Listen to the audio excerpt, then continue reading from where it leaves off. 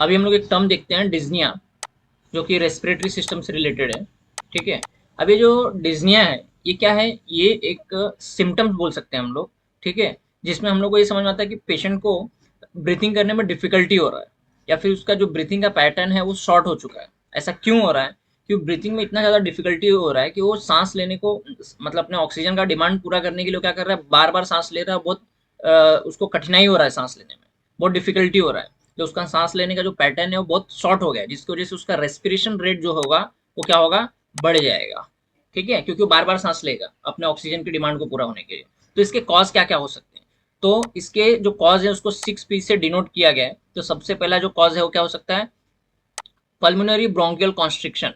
जो लंग्स है उसमें जो ब्रोंका है, ठीक है, जो ब्रोंका है, अगर उसमें कॉन्स्ट्रिक्शन हो गया, मतलब वो उस ब्रोंका नैरो हो गया, ब्रोंका के जो पाइप है वो सब नैरो हो गए, तो एक कारण ये हो सकता है। दूसरा क्या है?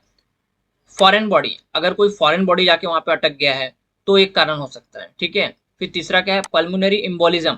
ठीक है, लंग्स में जाके अगर कोई इम्बोलस, ठीक है, ऐसे जाके वहां पे जाके कहीं पे अटक गया है, जिसकी वजह से भी डिज्निया हो सकता है। फिर आता है न्यूमोथोरेक्स, मतलब हमारा जो लंग्स है उसमें एयर फिल हो गया, कोलैप्स हो गया, तब अपने को डिज्निया हो सकता है। फिर आता है पंप फेलियर। पंप फेलियर मतलब अगर हार्ट, कार्डियक, अगर ब्लड पुश करना, पंप करना अगर कम कर देता है, या फिर उतना अमाउंट में, प्रॉपर अमाउंट में पंप नहीं करता है, तो हमारा जो बॉडी का जो ऑक्सीजन का जो डिमांड है वो क्या हो जाएगा, वो तो बढ़ जाएगा ना, मगर सप्लाई क्या है, वो कम है। तो जिसकी वजह से क्या होता है, लंग्स क्या करता है, फटाफट सांस लेता है ताकि उस सप्लाई को ओवरकम कर सके। ठीक है। फिर आता है निमोनिया। ठीक है, चेस्ट में अगर अच्छा खासा इन्फेक्शन हो गया, चेस्ट में कंजेशन हो गया है, ठीक है, कंसोलिडेशन दिख रहा है, तो उसकी वजह से भी अपने को डिज्निया देखने को मिलता है। तो डिज्निया क्या है, जैसे कि मैंने बताया, एक सिम्टम है जो कि कहाँ कहाँ अपने को देखने को मिलेगा, ब्रोंकियल कॉन्स्ट्रिक्शन में, फॉरेन बॉडी में, ठीक है, पल्मोनरी एम्बोलिज्म में, न्यूमोथोरेक्स, पंप फेलियर और निमोनिया में। तो डिज्निया कभी भी अगर अपने को ओपीडी में या फिर आईसीयू में देखने को मिलता है, तो ये जो मैंने बताया इसके बारे में अपने को सोचना है। ठीक है, ये हो गया पैथोलॉजिकल।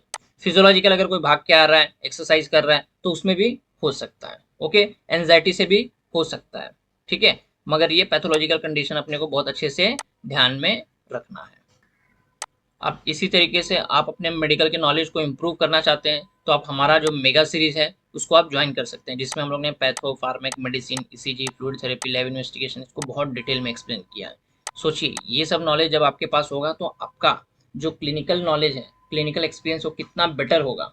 ठीक है। तो ये जो लेक्चर सीरीज हमारा जो ऐप है मोरे पब्लिकेशन, इसके ऊपर अवेलेबल है। आप इसको डाउनलोड करके वहाँ पे जाके इसको ज्वाइन कर सकते हैं। अगर आपके मन में कोई डाउट है तो ये हमारा नंबर है, आप इस पे हमसे कांटेक्ट कर सकते हैं।